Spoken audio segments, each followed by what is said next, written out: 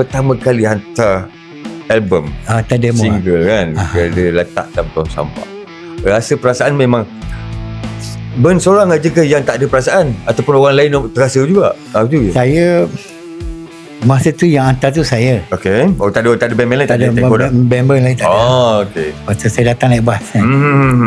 Jadi saya pun dapat datang pun sebab saya telefon abang arwah Bapak Ruhil tu.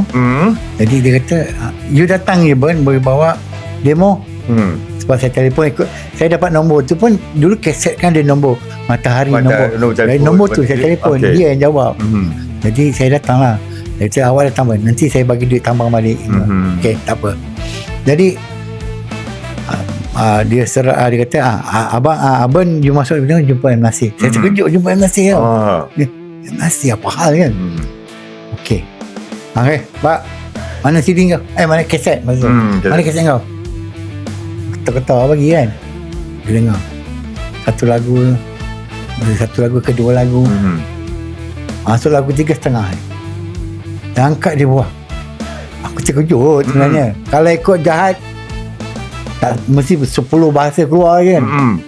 Jadi apa hal ni dia tak cakap apa-apa tau. Dia pandang lebih je, aku angkat kaset apa, nak buat kaset tu mahal. Okay, betul. Jadi dia tak cakap apa-apa mula-mula. Dia senyap, buat tak tahu je. Aku ni bengong lah. Okay. Kita duk fikir dia psycho aku sebenarnya. Yalah.